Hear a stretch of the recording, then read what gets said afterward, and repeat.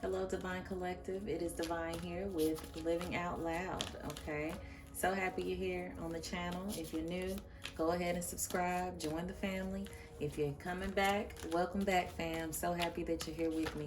Make sure you guys are liking the videos, commenting, and interacting, letting me know what speaks to you, what's been working for you. Where did you gain clarity, maybe from a reading? Or it may be something too, maybe some different type of readings you guys would like to see. But I really want us to interact with each other so that we can continue to build this family and build this community. I do also have some openings for recorded readings, and the email is in the description below so that you can go ahead and schedule that. So today we're going to do a self-love spread, which I'm pretty excited about. So we're going to do a self-love spread. In spirit, what is something that the collective needs to love about themselves? And the first card that came out for that position is the third eye chakra. A lot of y'all are some psychics, intuitive, okay, star seeds, light workers, but that third eye chakra is on point. And that is something that, you need to be very, very proud about and love yourself for. A lot of y'all get downloads and just have that inner knowing. You can just literally go into your mind's eye and see exactly what it is that you need to see. And that is something to truly, truly admire about yourself. Clearly, you've been putting in the work required to, have that chakra balanced and aligned and where it needs to be. So that's a good thing. Where can you be more patient with yourself? Spirit, where can the collective be more patient with themselves for this self-love reading? Where can they be more patient with themselves? Triumph. This card just keeps trying to come out. Y'all need to be more patient with yourself when it comes to accomplishing any goals that you set out forth. I got a feeling that you guys are a very hypercritical type of people, very type A type of person.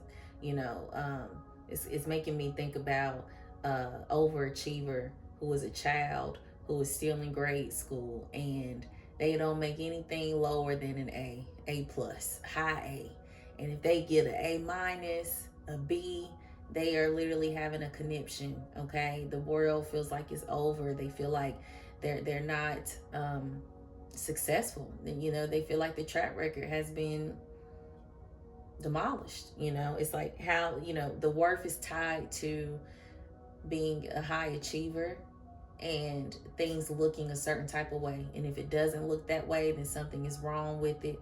You're not a winner. You feel like a failure. And failure is a part of any process when you are working towards greatness. We're not perfect. We're human beings, and mistakes is a part of that. So you're being asked from spirit right now to be more patient with yourself with what it looks like when you're charging towards greatness, when you're going after the goals that you set forth for your life. If it's not looking the way you want it to, trust and believe that things are still working out for you behind the scenes. But you have to give yourself self-compassion and grace when you are being a go-getter and going after things. You have to have compassion and grace. You have to. Because if you're lacking that, where is that going to come from? Because if you don't give it to yourself, if anyone else tries to give that compassion and grace to you, you won't receive it. You'll say it's bullshit. I don't want to hear that. And so we want to make sure that we're not operating in that energy. Okay. Your third eye is one of your strong suits, and it's something to love about yourself. So whatever it is that you are working towards right now, go into meditation, okay? Do some tapping on that third eye. Go on ahead and activate it and see what is to come for you. What downloads and messages are you getting? Because when we get caught up into the world and get caught up in the matrix, that is where the self-criticism comes in, because it doesn't look the way the ego wants it to look, or the way anyone else who in your life or people you've seen online lives look. Be mindful of comparison right now. Comparison is the thief of joy. So be mindful of that. Because you charging towards something, baby. You got a lot of fire in you. You're working towards something. Someone here is. So you want to make sure that you're giving yourself some compassion and grace. Where can you be kinder to yourself? The victory and success card came out. You can be kinder to yourself when you are winning and evolving and having these victories. Y'all have been very self-critical. I'm hearing that you need to learn to celebrate your wins, because you will accomplish something and you don't even celebrate it. You're on to the next thing. Okay, now what I got to do next? Oh, okay, that ain't enough. On to the next. Oh, well, I just got that certification or that degree, but I want to do this next, so I'm already signing up for the next thing. You're not even giving yourself a moment to bask in an answered prayer. Okay, you're already on to the next thing, on to the next thing. And what happens is that you never find gratification, because nothing is never enough. So I need you to take heed and learn to slow down and stop and smell the roses once you have achieved any victory or any success. Okay, learn to celebrate yourself. This is a part of, self-mastery and evolving. Okay, learn to celebrate yourself. Because one thing we want as human beings is people in our lives who love us and we love them. We want celebration. We want to be validated. We want to be cared for. But if we don't give it to ourselves, we cannot expect it to come from anyone else. So don't expect for somebody to give you your flowers when you don't even stop to give your own self your flowers. Okay? So start being to yourself who you want the people in your life to be to you. You got to do better. You got to do better. What are some energies and strategies that you could be drawing on right now? What are some spirit energies and strategies that the collective can be drawing on right now? Emotional withdrawal. Energies and strategies to draw on. You need to sit with yourself. This person is on the beach with prayer hands, literally praying to Mother Earth, sitting with themselves. It's no distractions. This is them and God. Okay? This is what you need to be doing right now to draw on the energies that's around you. You need to pour into yourself with self-love. You need to take it to God. You need to take it to the altar. Okay? You need to go sit out in nature. You need to go ground yourself.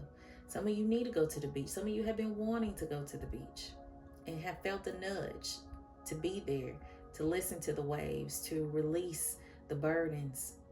Okay? So this is something that needs to be drawn upon right now for this self-love reading. Stop being hard on yourself, beloved. Being hard on yourself ain't never helped nobody. Okay? And it won't start now. So start giving grace, compassion, self-love to yourself, and watch how your whole world begins to change.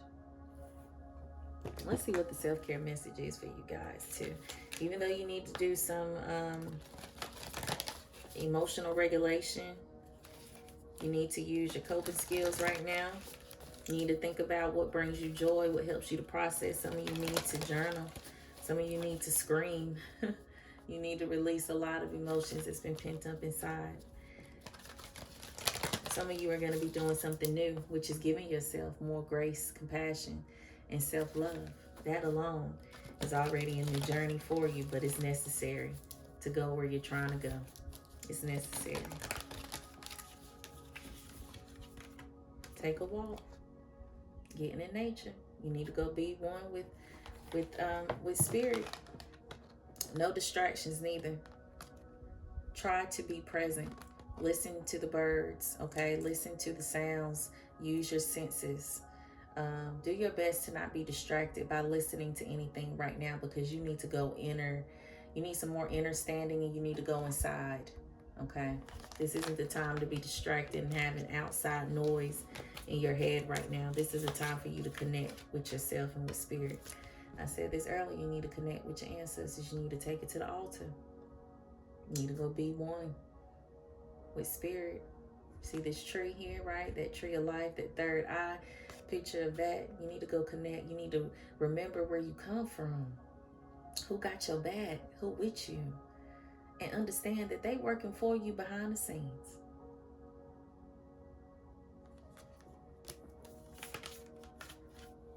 Spend time with animals. It's a good time to spend time with animals. You might could take your animal on a walk. Okay? Or like I said before, just be one with nature. Listen to the birds. See what type of animals you witness and see on your walk. See what spiritual guides are coming through the animals while you take this walk in nature. Or while you're communing with your ancestors and sitting at your altar. See what messages and downloads you get.